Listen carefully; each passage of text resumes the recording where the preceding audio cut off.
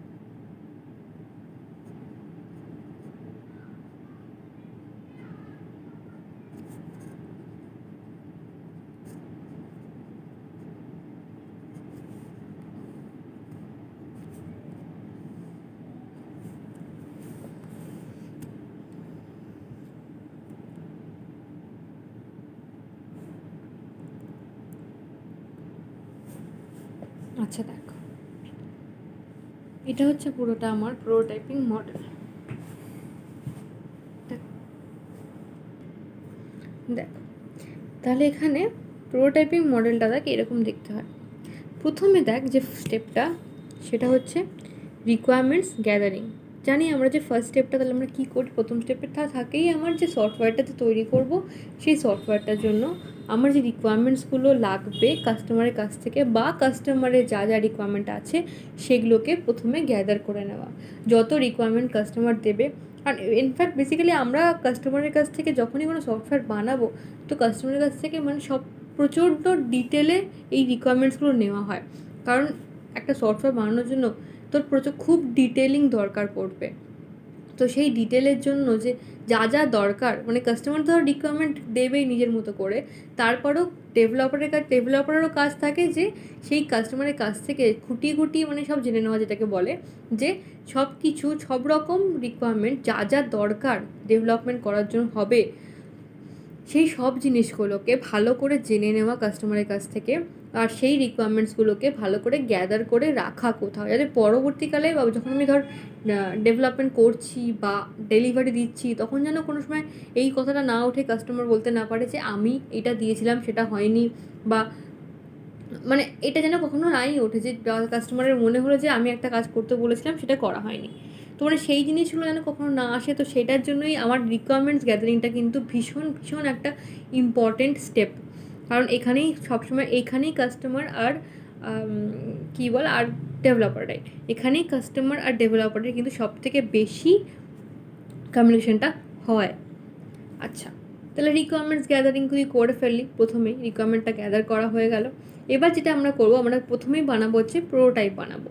এবার প্রোটোটাইপ বানানোর জন্য তাহলে আমার কী দরকার, প্রোটোটাইপ বানানোর জন্য আমার রিকোয়ারমেন্ট সব নেওয়া হয়ে গেছে।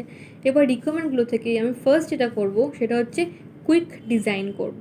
কুইক ডিজাইন বলতে আমি যে ধর ডিজাইনটা করছি সেই ডিজাইনটা পুরো থরলি সব রকম ফিচার অ্যাড করে, সব রকম কিছু না করে, একটা জাস্ট আপাতত আমার প্রোটোটাইপ বানানোর জন্য যেটুকু ঠিক দরকার ঠিক সেইটুকু দিয়ে ডিজাইন করা হলো, ডিজাইনটা করে নেওয়া হবে এখানে খুব তাড়াতাড়ি করার জন্য আর কি, কুইক ডিজাইন করে নেওয়া হলো। এবার কি করা হচ্ছে, এবার ডিজাইন করে চলে যাওয়া হলো বিল্ড প্রোটোটাইপ করার জন্য।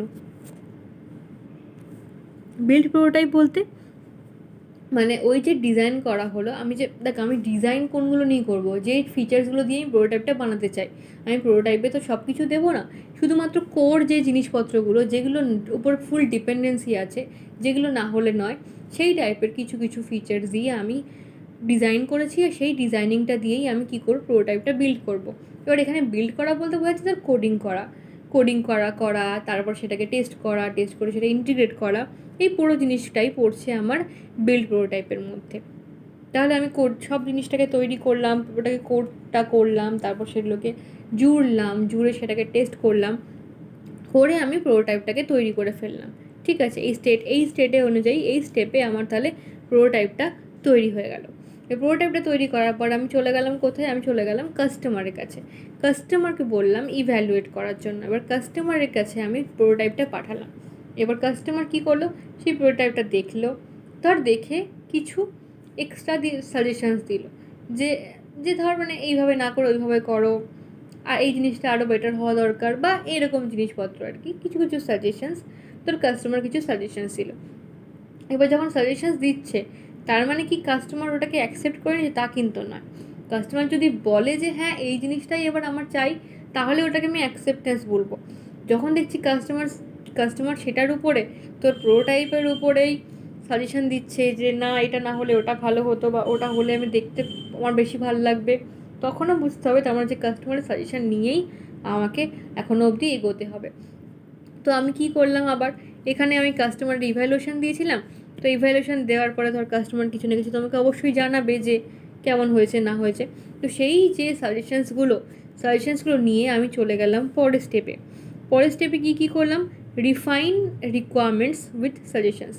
তাহলে ধর কাস্টমারের যে প্রথমে যে রিকোয়ারমেন্টসগুলো ছিল এই সাজেশানের জন্য, নিশ্চয়ই সেইগুলো কিছুটা কিছু চেঞ্জ হয়ে গেছে, কারণ ইনিশিয়াল রিকোয়ারমেন্টগুলো দিয়েই তো আমি প্রোটোটাইপটা বিল্ড করেছিলাম। বাট প্রোটোটাইপটা বিল্ড করার পরে দেখলাম যে কাস্টমার আরও কিছু সাজেশানস দিচ্ছে। তারপরে সেই সাজেশানসগুলো নিয়ে আমাকে কী করতে হচ্ছে, আমার যে রিকোয়ারমেন্টসগুলো আগের দেওয়া ছিল সেই রিকোয়ারমেন্টগুলোকে রিফাইন করা হলো। তাহলে সেই রিকোয়ারমেন্টগুলো রিফাইন করে কী করলাম, আবার আমি চলে গেলাম আমার ডিজাইন ফেজে। আবার আমি কী করলাম, ওই সাজেশানসগুলো দিয়ে আমার প্রোটোটাইপের ডিজাইনিংটা করলাম। ডিজাইনিংটা করার পরে সেই ডিজাইনিং অনুযায়ী আমি প্রোটোটাইপটাকে আবার চেঞ্জ করে সেই নতুন ডিজাইন অনুযায়ী প্রোটোটাইপটাকে আবার বানিয়ে আবার চলে গেলাম কার কাছে বল, কাস্টমারের কাছে অবশ্যই। কারণ কাস্টমার যতক্ষণ না অ্যাকসেপ্ট করছে ততক্ষণ আমি প্রজেক্টটা কিছুতেই শুরু করব না।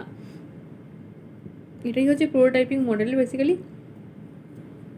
একমাত্র কন্ডিশন যে যতক্ষণ কাস্টমার এটাকে অ্যাকসেপ্ট না করছে, যতক্ষণ আমার প্রোটোটাইপটাকে অ্যাকসেপ্ট না করছে, ততক্ষণ আমি কাস্টমারের কাছে ইভ্যালুয়েট করাতেই থাকবো।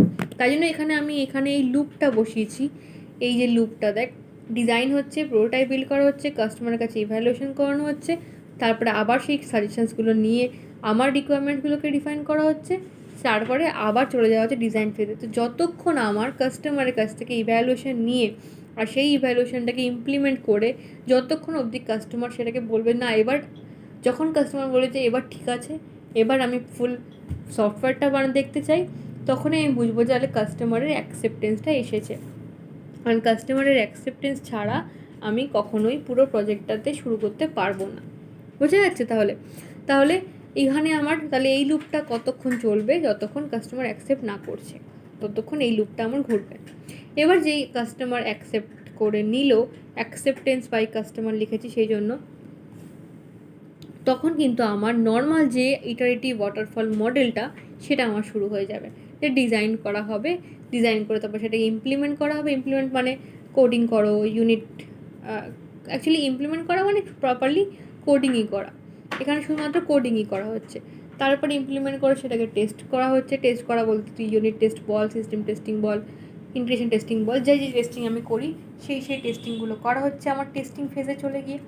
তারপর টেস্টিং ফেজের পরে আমার চলে যাচ্ছে মেইনটেনেন্স।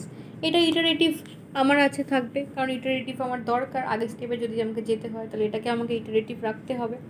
তাহলে এইভাবে বেসিক্যালি এই হচ্ছে আমার প্রোটোটাইপিং মডেলটা। এই অ্যাকসেপ্টেন্সের পর থেকে আমার যেটা চলছে, ডেভেলপমেন্টটা চলছে, এটাকে বলি আমরা ইটারেটিভ ডেভেলপমেন্ট।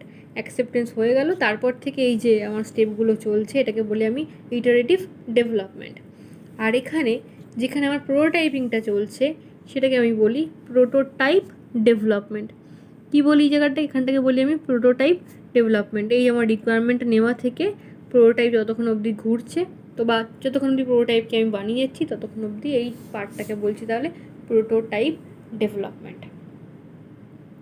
তাহলে বোঝা গেল এটা হচ্ছে আমার প্রোটোটাইপিং মডেল। ওকে,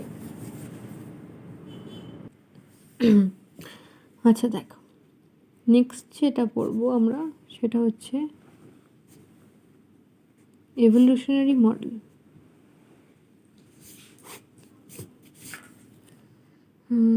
দেখ এই মডেলটা কেমন দেখতে হয়।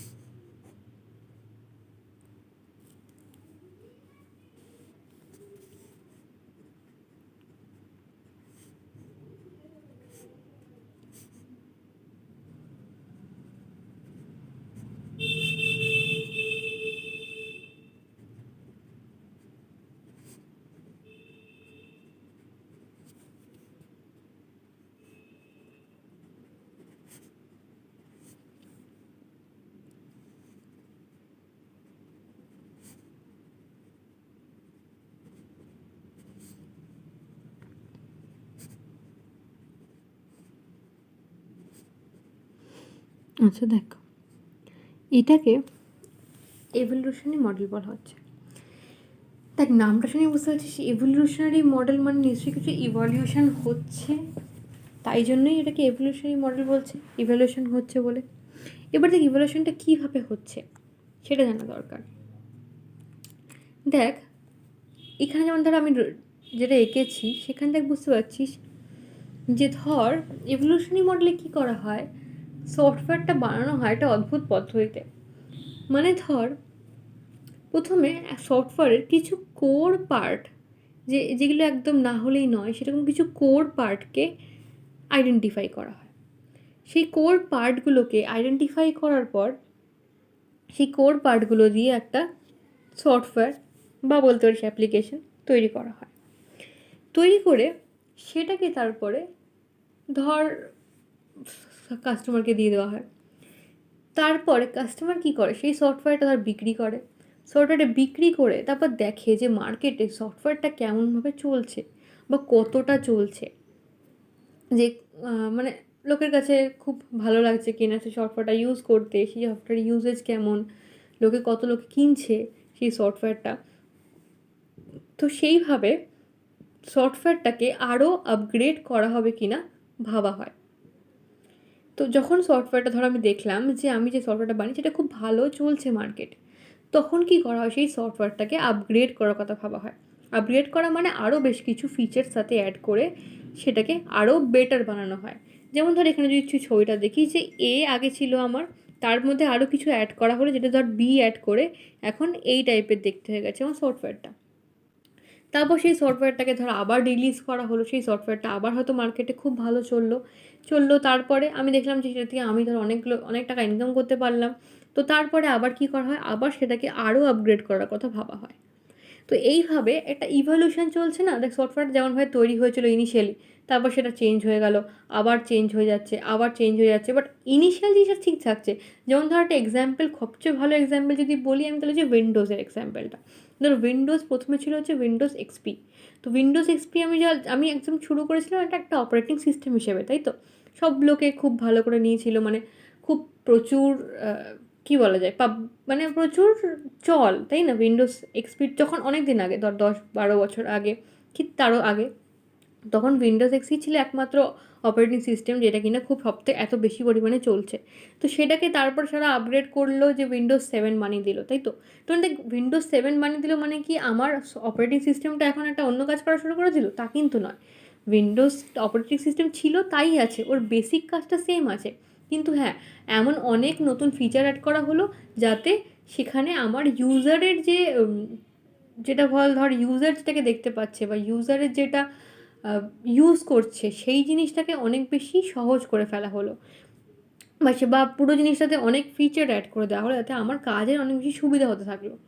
তারপর সেটাকে আবার আপগ্রেড করে ধর 8 বানানো হলো, এখন 10 বানানো হয়েছে, 13, 16 অনেক কিছু চলছে। তার মানে এতে এই যে এত আপগ্রেড হচ্ছে, এই যে এত ইভ্যালুয়েট হচ্ছে আমার সফটওয়্যারটা, তাতে কিন্তু সফটওয়্যারটার বেসিক্যালি কী করা হচ্ছে, সফটওয়্যারটাকে যাতে আরও বেশি সফটওয়্যারটা পপুলার হয় তাই জন্য তাতে আরও বেশি করে করে জিনিসপত্র অ্যাড করা হচ্ছে। তাতে কিন্তু আমার কোর কাজটা কিন্তু চেঞ্জ হয়ে যাচ্ছে না, কিন্তু প্রোডাক্টটা অনেক বেশি মার্কেটে চলছে। তার মানে এই টাইপের একটা প্রোডাক্ট যেটা ইভলিউশনের হিসেবে ধরেই চলছে, সেটাকে বলা হয়, সেইগুলো যে মডেলটা দিয়ে তৈরি করা সেটাকে বলা হয় ইভলিউশনারি মডেল। তো ব্যাপারটা বোঝা গেছে। ইনফ্যাক্ট এখন ভেবে দেখ, যে কোনো অ্যাপ্লিকেশনের কথা ভেবে দেখ, সব অ্যাপ্লিকেশন কিন্তু ইভলিউশনারি মডেল দিয়েই তৈরি হচ্ছে। কারণ প্রথমে সেই একটা সফটওয়্যার অ্যাপ্লিকেশনটা বেরোয়, তারপরে আবার দুদিন পর দেখবি সেটা একটা আপগ্রেড, তোর কাছে বলে আপডেট এসছে, আপডেটটা করো, আবার একটা আপডেট আসে, তুই আপডেট করিস, সেই সফটওয়্যারের মধ্যে কিছু কিছু চেঞ্জ হয়ে যায়, হয়তো বেশ কিছু ফিচার্স অ্যাড হয়ে যায়। মাঝে মাঝেই ধর কিছু একটা আপডেট আসে, সেটা আমরা আপডেট করি তারপরে এভাবে চেঞ্জ হয়ে যায়। বা ধর কোনো সফটওয়্যার যখন রিলিজ করা হয় তখন ধর ভার্সন 0, ভার্সন 1, ভার্সন 2, ভার্সন 3 এইভাবে রিলিজ করা হয়, কারণ প্রত্যেকটা ভার্সনে সেই সফটওয়্যারটা আরও বেশি, মানে আরও বেশি ফিচার অ্যাড হতে থাকে, আর সেই সফটওয়্যারটা আরও বেশি ডিউরেবল হতে থাকে, তাই তো। তার মানে এই টাইপের মডেলটাকে বলা হয় ইভলিউশনারি মডেল, যে মডেলটা আমার পক্ষে খুব ইজি করা। কারণ আমি আজকে হিসেবে একটা সফটওয়্যার বানাবো, সেই সফটওয়্যারটা 10 বছর হবে পরেও সেম পপুলারিটিতে চলবে, এটা হতে পারে না। তাই জন্য সেই সফটওয়্যারের ইভলিউশনটা করতেই হবে আমাকে টাইম হিসেবে। তাই জন্য সেই সফটওয়্যারটাকে সবথেকে বেস্ট হচ্ছে ইভলিউশনারি মডেলে মানে তৈরি করা। আমি আশা করি বোঝাতে পেরেছি যে ইভলিউশনারি মডেলের কনসেপ্টটা কী। এবার দেখ মডেলটাতে তাহলে কীভাবে স্টেপ বাই স্টেপ কাজটা হয়। প্রথমে যেটা হয় সেটা হচ্ছে রাফ রিকোয়ারমেন্টস স্পেসিফিকেশন। প্রথমে আমরা কি করি, প্রথমে আমরা কাস্টমারের কাছ থেকে রিকোয়ারমেন্টস নিই, সেগুলোকে স্পেসিফিকেশন করি, তাই তো। সেকেন্ড যেটা আমার স্টেপ, সেটা বলা হচ্ছে identify the core and other parts, the code and other parts to be developed incrementally. তাহলে আমার এই যে সেকেন্ড স্টেপে কী করা হলো, আমি আমার সফটওয়্যারটার কোর পার্টগুলোকে আইডেন্টিফাই করলাম আর আদার পার্টসগুলোকে আইডেন্টিফাই করলাম। তো কোর পার্টটা দিয়ে আমি আগে বানাবো, তারপরে আদার পার্টসগুলোকে আমি কী করবো, ওইভাবে ইনক্রিমেন্টালি আস্তে আস্তে বানাবো। আচ্ছা, তারপরে স্টেপ হচ্ছে develop the core part. Develop the core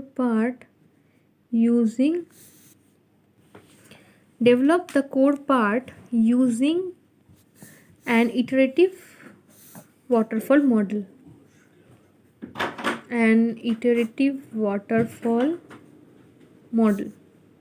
তাই তো? তাহলে বলা হচ্ছে এবার তাহলে আমি কি করছি, ডেভেলপ করতে বলা হচ্ছে যেটা কোর পার্ট সেটাকে ইটারেটিভ ওয়াটারফল মডেল দিয়ে। ঠিক আছে, আমরা কোর পার্টটাকে করলাম।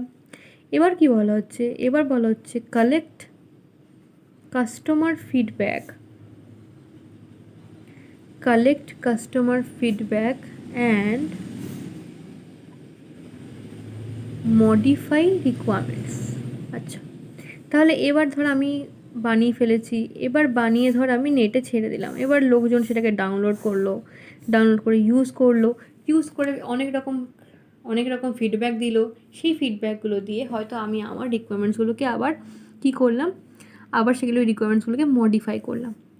এবার ধর মডিফাই করে আবার কী করছি, develop the next identified features using an iterative waterfall model। তাহলে এবার আমি কি করছি, এবার ধর আমি আমার কাস্টমারের কাছ থেকে ফিডব্যাক নিয়ে আবার ডেভেলপ করব কোনগুলো, পরের যে ফিচার্সগুলো আমি ভেবে রেখেছি সেইগুলো, যে পরের ফিচার্স কোনগুলো যেগুলো ধর আমি নেক্সট ভার্সনে রিলিজ করতে চাইছিলাম সেগুলো। এবার দেখ এখান থেকে আমি একটা লুপ বসাবো, কারণ আমি প্রতিবার কী করব, আমি ফিচার্সগুলো ভার্সন রিলিজ করে আবার কাস্টমারের কাছে জিজ্ঞেস করবো, ফিডব্যাক পাবো, তারপর সেই ফিডব্যাকগুলো নিয়ে আবার হয়তো পরের ভার্সনের কথা ভাববো, তারপর আবার সেটা রিলিজ করব। এই লুপটা চলতেই থাকবে যতক্ষণ অবধি আমার মনে না হবে যে এবার আমার সব রকম কাজ শেষ হয়ে গেছে, যে আর হয়তো কিছু ডেভেলপ করার নেই। তখন আমি যাব হচ্ছে মেনটেন্যান্সে। কারণ আমি কখন যাব মেনটেন্যান্সে, যখন আমি দেখব অল ফিচার্স কমপ্লিট।